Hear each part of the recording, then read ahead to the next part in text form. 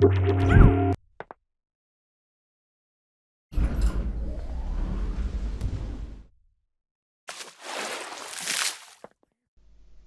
then, our final challenge piece of the set is going to be this fella, the little Luxy lamp type creature, character, whatever. The aim of this exercise is to go a little bit beyond what we saw in the IK variance video. Basically the idea of being able to look at something and dissect its workings, its motions, its mechanic, in order to think up how we would approach rigging such a thing. This, of course, is a central skill to rigging when you're presented with a new kind of character or object that has some kind of appendage or, working that you haven't really confronted before and doesn't fit into one of the well-known categories of setup. How on earth do you go about rigging such a thing? Of course, the answer most commonly given is to go and find a tutorial for it, but of course that's not always available. There aren't tutorials out there to cover every last possibility. As such, a lot of the time you're going to be flying alone and you're going to have to figure this stuff out. And this guy makes for an excellent little example of doing such things. Now he's got some fun stuff, this little rig, the way that I've done him, and that we'll see how to do him, like his little head control here, his little flappy foot control like this, and you can also spin around on the edge of his base like that. But the primary concern that I want you to think about in terms of this problem is the main mechanic of the body here, getting him to do all of this stuff, because it is this mechanism that is the really challenging part. So observe how he works, observe how he moves, observe how the parts interconnect, and try to deconstruct it into systems that you know about, that we are familiar with things that we've already seen how to do piece by piece by piece, and stack them together in a creative way. The solution to how this works is actually fantastically simple and fantastically easy, and if you get it, or once you get it, it's just obvious. However, of course, if you don't, it can be a real stinker. So once again, as with the other challenges here, I do urge you to try your best to accomplish it by yourself before looking at the solution. What I hope to demonstrate with this little guy in this video is ways that you can start to try and approach things, find different ways of thinking about something. If you're trying to rig one way and it's not working out, don't keep beating away at it to try and wrestle the solution into submission. Take a step back. Try and look at it from a different angle, and we'll see a few of those angles here now. So let's look at the structure of our little guy and start trying to deduce stuff. Perhaps we might reason or discover very quickly through experimentation that all of these little interconnected arms and mechanics are a little complex to deal with, so we might try and cheat a way around it. For instance, we might just stick in a very simple IK structure like this, regular good old 2-bone IK that reaches up here for a goal point at the neck, and then of course just interconnect these pieces off of those control items, those bones or whatever, so as the actual action, the animation as it were, happens on this IK chain, and then all of this stuff targets over the top of it, kind of like using a control rig with a separate deform rig. And that's a nice, quick, easy, obvious approach from the start. However, we soon run into a problem with this, which is to notice that, of course, these parts make these extra shapes here, which are rectangles, which of course can, if we want to, collapse in this fashion.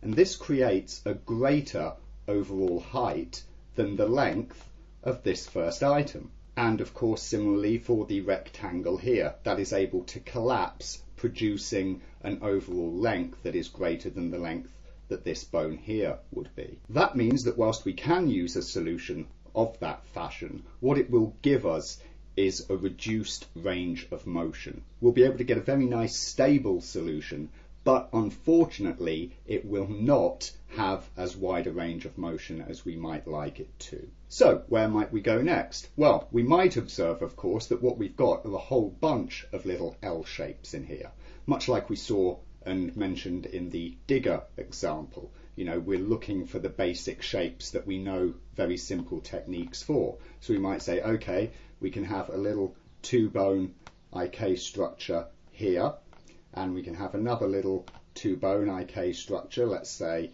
here, and they can both reach for a common goal here. And then of course we can have another one going up here, we can have another one going up here, and there can be a common goal, you know, here. And this can work, 4 little IK chains there. This can be really nice and stable, but straight away that runs us into some problems. First of all, there's the fact that this whole top part and the bottom part really want to interact with each other.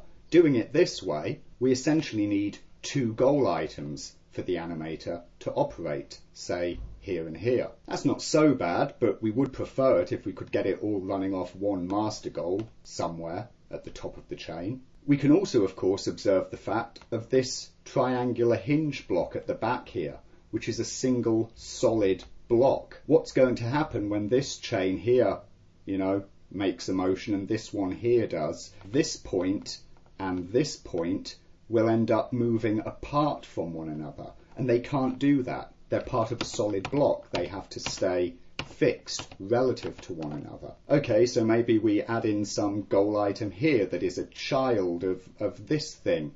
And well, now this is only a 2-bone chain, so maybe we have to use target here instead, and we target this back up to the top there. Problem is, this part here can still hinge like this, which could pull this point away from that point, because of course the distance between these has to be maintained.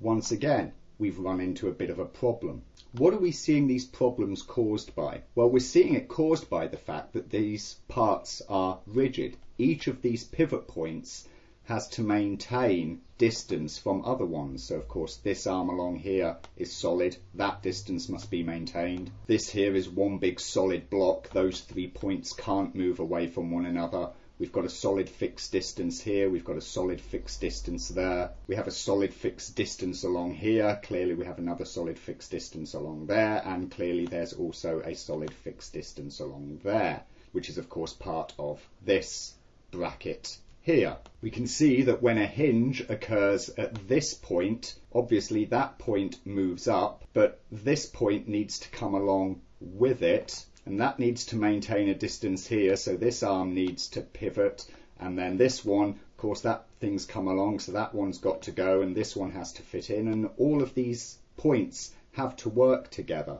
That's not easy. What about 2 separate IK chains? We could, for instance, say, well, let's go with a multi-bone chain that, say, runs up the front here, and let's have another multi-bone chain that runs up the back, say here. We might have a master null here, which is our goal, and we'll put 2 little children nulls here and here that obviously don't move themselves and are the terminal goals for each of these chains. That's not bad. That's a good start. But again, what we've got is the problem of this structure here. We've got to find a way to bind this all in, so as this IK chain and that IK chain are locked to one another at this point in the structure. That can be a little tricksy, and there are certain ways to try and cheat your way around it by maybe putting a target bone in here that pre-bends this bone before it IKs and so on and so forth.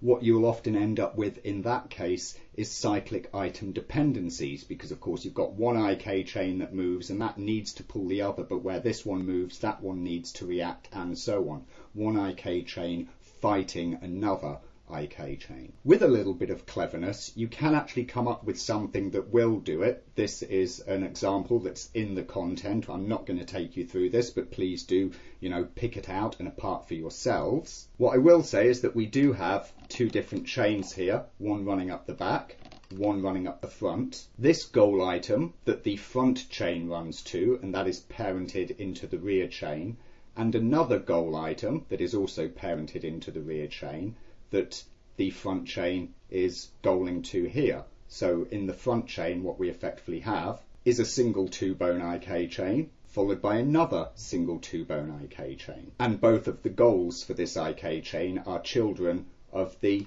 rear side, spine side chain, if you'd want to call it that. This actually works reasonably well, as we can see there. The whole thing works, together. Doesn't break or pop or flip or do anything nasty. What we do notice, however, is that this top bracket, the point which we want to be our goal up here, of course, winds up being drifted away from the goal. We can correct for that by animating this bone on the back side here to bring that back into line. But once again, it's two controls for an animator to deal with. However, it does give us a nice method for getting this whole thing working and able to flex within its own space quite predictably. Despite this, it might be unsuitable for many animators, as of course the head would be attached here, and so when we're moving the top goal around, it means that the position of the neck joint there will also be floating around in space. We could constrain it in world mode to stop it rotating so as, you know, the head remained level, but unfortunately the position of it would not so, and consequently when the thing were moved from the base, the head would sort of bob around. This is an interesting example because there are many ways to set up a chain or pair of chains that do this sort of thing, that interconnect without dependencies and which do give a stable solve. However, you will always get one of these brackets drifting out. In this case, it's set up so as it is the top bracket here that drifts away from its point. You can set this up slightly differently and you wind up with this middle bracket drifting away from the hinge point here. And once again, you need a manual FK correction to bring it back in line. Or you can set it up with the dependency further down the chain and you wind up with this bottommost bracket drifting. Again, with the need of an FK to push it back where it belongs. What we see from this, and I fully encourage you to, have a go for yourself, and try setting up this in various ways, play around with it, look at this version, this trial version, see what you can do with it, change it around somehow, maybe have one chain pointing up, the next chain pointing back down again. What you will find is that trying to solve this with the normal IK solver, there's always a part out of place. Now, here's an interesting observation that can be made for this. The reason that the IK solver is ill-suited is because the IK solver is effectively a trigonometric solver. It solves triangles. That's why it works so well on a 2-bone IK, why it needs some extra kind of input on a 3-bone IK or more, because of course there are multiple solutions to such. Whilst we can break this down to triangles, because these points are maintaining fixed distances from each other, what we really have are rectangles, two different rectangles stuck to one another with these edges effectively bolted together. Of course, they're not just rectangles, they also deform, so what we really have are parallelograms. Now, the parallelogram is a solvable geometric structure.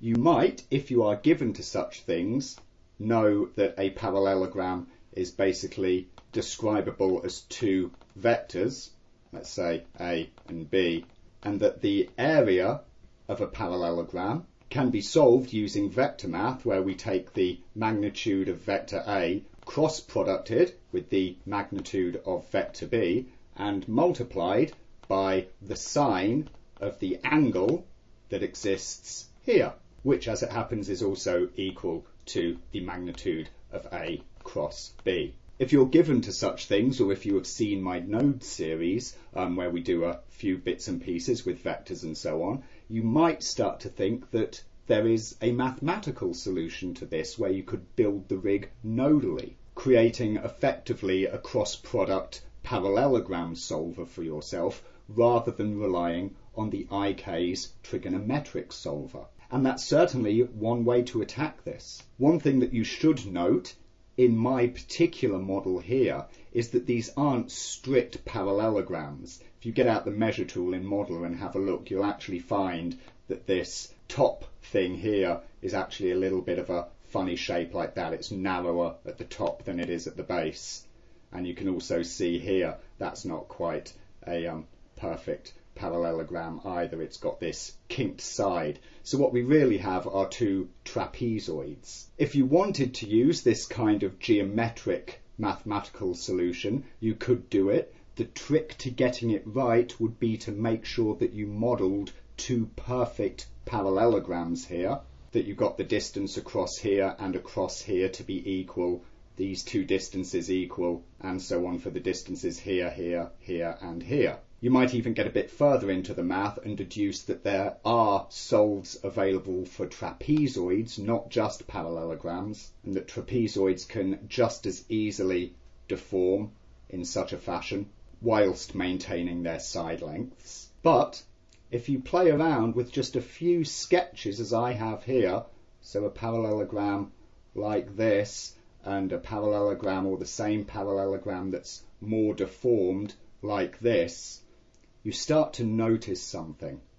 And that is the very simple relationship between the parts. Any rotation in this edge here must, because of the distance maintenance, be matched by an equal amount of rotation in this line here. This is a solid block, so of course the rotation of that line there must be matched by an equal rotation of this line here. And because we have a maintained distance down to this line here, the rotation there must be matched by an equal rotation in this part here. If we go back and look now at our trial setup that we had here, we can see this actually in practice. The reason that one of these pieces always pops out and has to be fixed is because of the necessity of maintaining parallelism. Even if the lines aren't strictly parallel, we do have a trapezoid. The amount of rotation from one to the next must remain parallel. You see, when I come back into this pose here, this line across here has experienced a rotation equal to this one. The amount of rotation on this bracket has occurred also here on this base bracket. These three brackets are always in line with one another. That's why to pull this top bracket back into position, I have to have some form of FK rotation on one of the other brackets. All three brackets must turn together. And this starts to open up much simpler solutions that don't require complicated interconnected IK setups, that don't require mathematical node setups or anything else. We can simply take this observation that stems from the fundamental geometry of these two connected rectangular shapes, trapezoidal shapes, whatever. We can take this observation that these three brackets must always align relative to one another, exactly the same no matter the pose, and we can use that piece of information to figure out how we're going to put this rig together quickly, simply and effectively.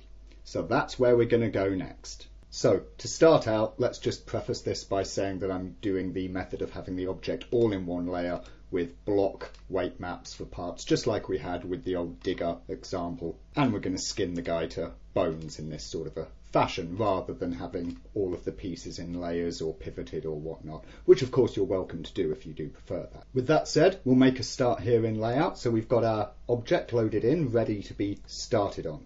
First thing I'm going to do is add a bone, which I'm going to title here base pivot, let's say. That should come in nicely centered already. Of course, this guy has a little spin action at his base here. You know, he can twist round from a little pivot hereabouts to face different directions on his base.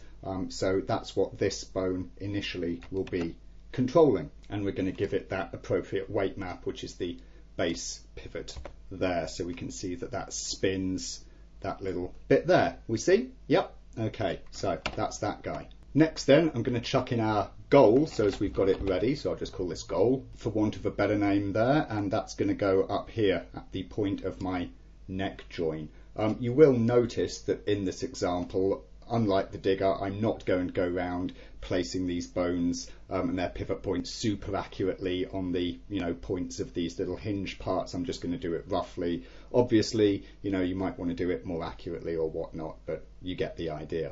So what did we say that we were going to want happening here? Well, we want all three of these brackets to keep parallelism between their alignments. When one turns, the others have to turn by the exact same amount relatively to how they're already pointing. That means we're very much going after what you might call a goal-driven solution to this whole thing.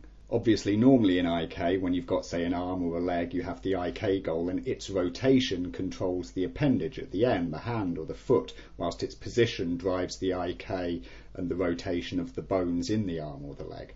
In this case, the orientation of the goal will want to take this top bracket with it, such that the goal stays aligned with, of course, that little neck pivot point.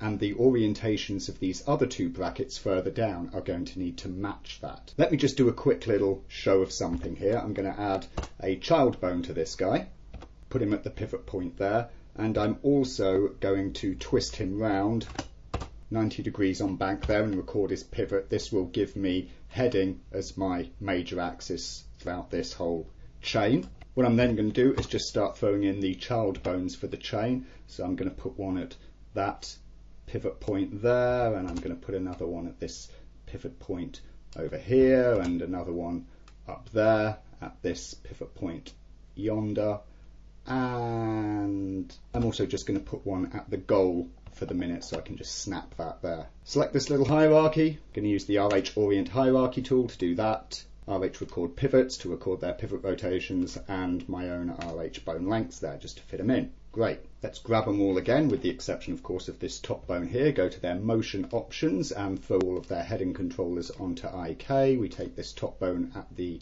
top here, or should I say at the bottom, because we're really at the bottom of the IK chain, and I set its goal object to be the goal. Then just going to rest these guys and give them their appropriate weight map. So this first one here is bracket 1, and this happens to be called arm 2. This one happens to be called arm 3, and this one is bracket 3, and then this top one would have no weight at all, or rather no strength. Okay, there we go, and so I just name the bones as well for convenience there. Now, we know that we want the orientation of bracket 3 here to be the same as the orientation of this. So do we turn this off IK and somehow get it to follow this guy here? Well, no, we don't, because of course if we do that, let's of course just put it to same as item and choose its rotation item to be bracket 1 there. What we can see we get as a result of that is that in some poses it's okay, but as we get more press coming out of the chain there, it's very small and tough to see, but you can notice that we're getting a drift away from the goal item. So that guy's not going to work. So let's say put you back to IK there. So what about driving this? We said that really we want to use the goal to drive the rotation of this third bracket and have the other two match it.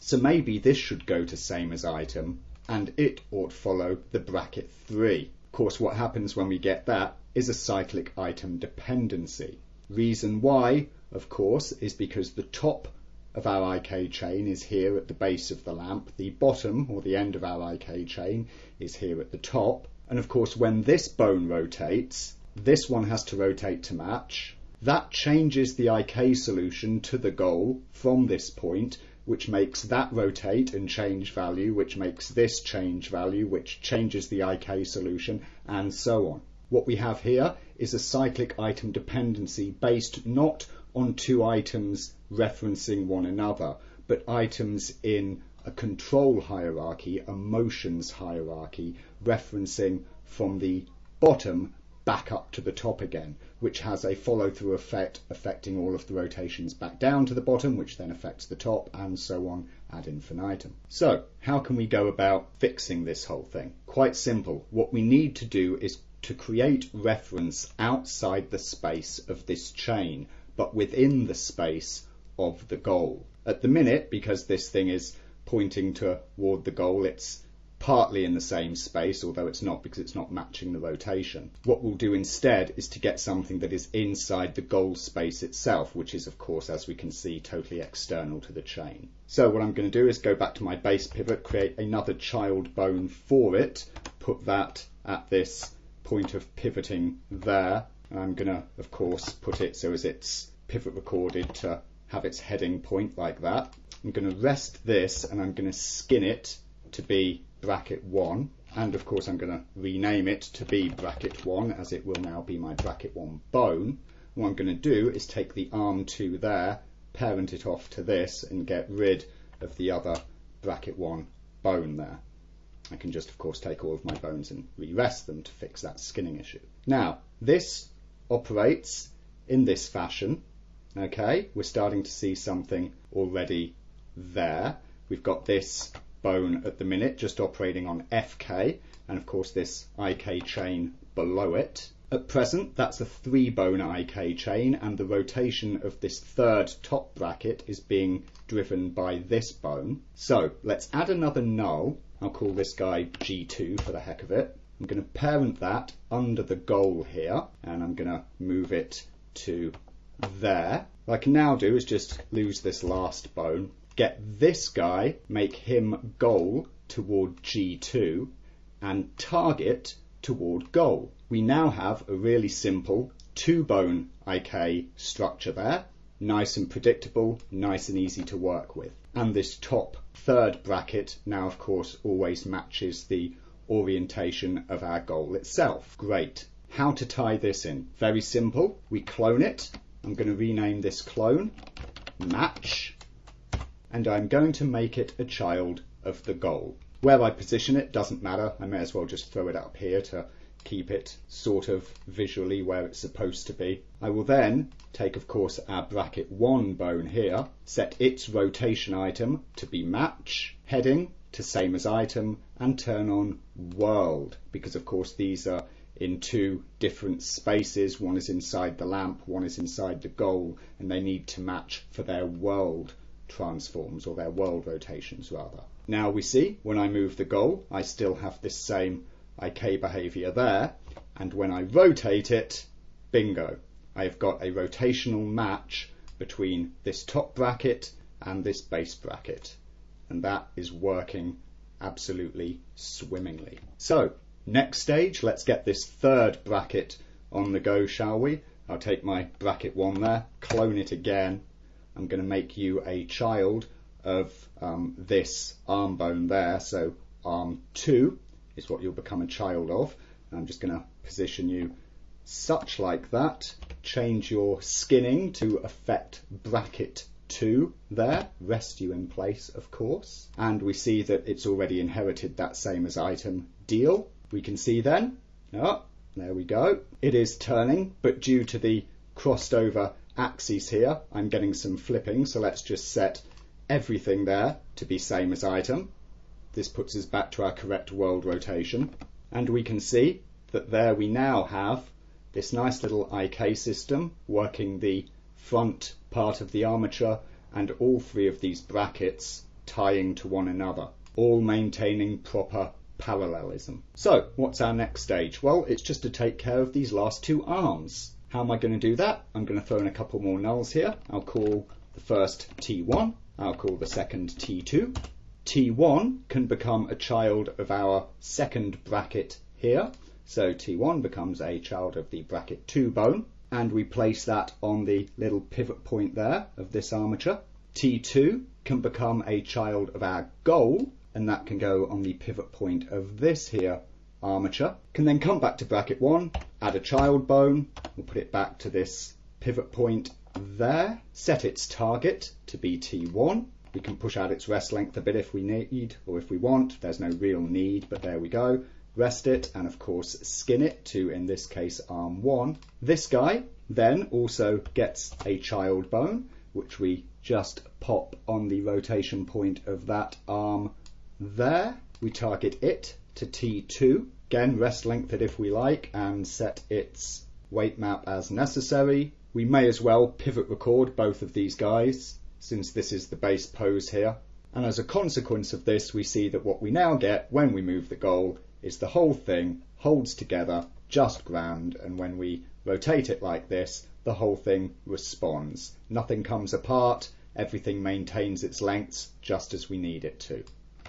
That is our solution to this mechanism. So, even though that's the interesting bit, all done and out of the way with, we will go on and finish this guy off. After all, why not? First of all, let's deal with his, side-to-side turning here. We can ask ourselves, do we really need an extra controller for this? Maybe, maybe not. I think we can get away with it, and what I'm going to do is just take rotation from the goal here. So I'm going to pick my base pivot there. I'm going to set its rotation item to the goal, and it's heading over to same as item, because of course it doesn't need to pivot on any other axis other than the heading. And so of course what we get then is we can get the turn in this whole system by turning our goal just like that. Now of course what we see is happening when we do turn is our thing is sort of drifting around, because of course this is a 2D system. You know, it doesn't bend and flex to the side, so the only time that this should really work and have the goal match up is of course when the goal comes perfectly in line with the whole thing here in this axis. And you know, that's fine, that's not such a bad thing. We could fix this top bit so as it doesn't point over like that. But what I'm thinking is that since this might want to be, you know, animated in something of a cartoon style, why not have a bit of, you know, side to side leaning going on, even though factually speaking it would violate the mechanic. You know, why not have it to give ourselves a little bit of cartoony embellishment? So I don't really want to turn from here because that sort of detaches that bit there, although of course I could do. What I think I prefer to do is to go from this point here. Now of course I've used world space here to match this into the goal, and of course there's been pivot recording, and I've got to be careful. I don't want to mess any of that up. There's a couple of ways that I could do this. If I wanted to put in some item that maybe targeted the goal and so was going off at a completely different direction, I could create two items, a base to hold this same rotation, then the other one underneath it that would do the targeting. But what I reckon I can do in this situation is to take my base pivot here, and I'll just clone that. I'm just going to call this, let's say, twist, shall we? Going to come in here, put it at this point of pivot where I want it to operate from. Of course, I want to turn off its skinning because it was a clone there. What I shall then do is make it a child of base pivot. You can see its rotations are all zeroed out the same, and I can take bracket 1 and make it a child of twist. Everything looks like it's gone wrong. It hasn't. The rotations are still fine. It's just the skinning of the whole thing that's gone off. You can see the bones are still in place, so I just select all my bones and re-rest them. If we want to check, we can see that our system is still working exactly the same. It's all perfectly fine there. So all I want to do is take my twist. We can see of course that its bank is pointing straight up there. That means I can get a side-to-side lean of this whole system by turning it on bank. So what I'm simply going to do is just set its pole item as the goal. And of course I can turn off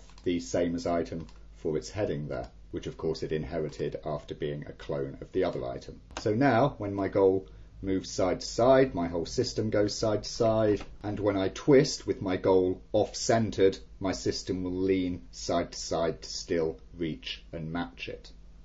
Now we can see a couple of little problems, namely this bracket here, bracket 2, has gone wrong. Why has it gone wrong? Well, because of course it is still matching the world of the match bone under the goal here. This is causing it to twist back, in this case on its bank. I could get rid of same as item for bank, but there are certain poses which if we get into with that being that way, there we go, the thing is caused to flip, because of course it's within an Euler domain and the bank can't switch back again. The better way to do it is simply to set up the constraint differently. As I have it, I have both this guy constrained to the match bone and of course the base one here, bracket 1, constrained to the match bone. Well, bracket 1 is getting its lean, its bank, basically from the lean of its parent. So what I can do is take bracket 2 and instead of making it follow match, I can just make it follow bracket 1. There's no cross dependency here, so we don't have a cyclic item dependency. So what we can see then when we come side to side is that all holds together just nicely, but we see one other slight problem, which is of course this arm here, which is targeting towards our T2 null there, is coming away. This of course is because the goal itself isn't leaning, and that would need to do that to bring that null back in line. But of course, since I have the bracket 3 bone here, which is of course what the null is sort of supposed to be under, I can just take my T2 null, reparent that out from the goal and put it under bracket 3 like this. So what we then see is that our system does its good old side to side wiggle like this, and the whole thing still holds together and behaves as we would expect it to, given all circumstances. So where next? Well, the head isn't attached, of course, at the moment. This thing is just operating by itself and the head is not coming along with, so we really want that to occur. So we'll go in here, find bracket 3, which is of course our last bone there, and we'll just create a child for it, which will become, let's say, neck. Get that at our point of pivot, and we just want to line it up there with the neck itself. We'll have another child to that, which we'll call head. Pop that down here, let's say. I'll just rest those, record their pivots, bone length them, and of course give them their appropriate weight maps here. There we go. So our neck can now pivot the head like this, and the head does the little twist round bit for the neck there. We can see it's a little off, but I am ever so slightly off center here, so let me just push my neck bone back over there to coincide exactly with the center of that little cylinder part. Re-rest in place there. So there we go, with those guys just lined up nicely with the geometry there. Our pivoting is all good like that. So now of course our head comes along just like this, points and turns just like this. Of course, because it's just a direct child there, it's effectively locked to the bracket 3. We could of course animate these items, you know, directly there on FK, or we could just set up FK controllers because it's tidier to have nulls than to be sometimes animating nulls, sometimes bones, whatever. But for this fella, I think what I'm going to do is set up a little goal space for him, so as his head will always sort of float. We'll do a little head float system, so let's do that. I'll add a null. I'll just call it neck track there. Snap it in position to the goal like that. I'm going to create another null. I'll just call it head. I'm just going to stick it up there with a little item shape and some nice colour. And I will make that a child of the neck track. Then take the neck track, go to its position item, set that to be the goal. Same as item for all in world mode there. I'm then going to take this neck bone, create a clone of it. I'll just call that head match. And I'm going to make that a child of the head null. Just shove it out there so as I can remember where it is and what it's for. Then both the head and neck bones will get over here rotation item of the head match in world mode. The head, which we only need to spin round on bank here, will get its bank controller the same as item. The neck, well, I might want this to go side to side again, you know, just to help with keeping the head nice and flat. So I'm going to set its heading and its pitch the same as item, and then when we grab our head null like that, the whole thing goes around for us. And of course, when we are tipping this bracket, the head stays locked in that space, and as this guy goes around side to side and does little wiggly things of this nature, the head stays locked in a constant direction space. Beautiful. Probably at this point, good housekeeping to start doing a bit of locking and hiding of things that we don't need to see anymore. So there we see at the minute, we've just got our nice simple little 2-controller rig there for our guy. That's lovely. Of course, we can see that we move his actual mesh base, and that's operating all of that stuff there. What next? Well, we want to give him a root system, you know, a base system, and we'll set up a lovely, clever little one of those guys to work now. I'll add a null, which I'll call foot.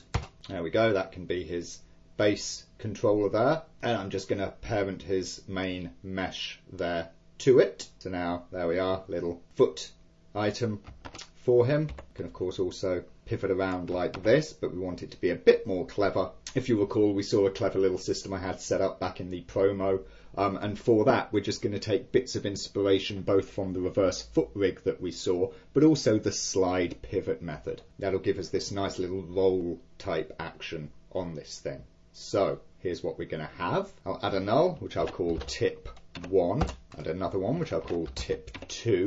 I'll make tip 2 a child of tip 1, both of them a child of the foot. I'm going to put tip 1 at this front contacting edge there and tip 2 at the rear contacting edge. Going to add another null. I'm going to call it just tip this time. Pop it, let's say, out there somewhere. Little colour and shape. Make it a child of foot. Both tip 1 and tip 2 then will have pitch action coming from this. So rotation item is the tip. Pitch is same as item. Both get limits. In the case of pitch 1 here, that's negative 180 through 0. In the case of pitch 2, it's 0 through 180. The actual guy himself becomes a child of tip 2 there. And then when we tip like this, we get that simple little action going on like that, just like the side to side in the reverse foot rig. But then we're going to take a little from the slide pivot, but rather than sliding the position of the thing, we're going to slide the rotation. So I'll add a null, which I'll call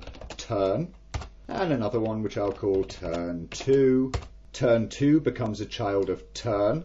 Both become a child of foot. The tip 1 becomes a child of turn. We make turn 2 a child of tip 2, but the lamp here will go and make a child now of turn 2. For the turn, we're going to use this as the control item again. So our turn null gets the rotation item of tip there, with heading controller same as item. Turn 2 can have the turn item as its rotation item, heading controller also same as item, but inverted to -1. And then with all that set up, what we get is if we tip him up onto an edge like this, and then we roll the heading, he rolls around on his edge. We can kill the bank there because we don't need it. And there we have it. We're able to orient this thing around and pivot him from, any side back and forth to the other that we like. And of course, when he's up on corner, we can roll that to get him rolling around on his base. Bit more hiding and locking.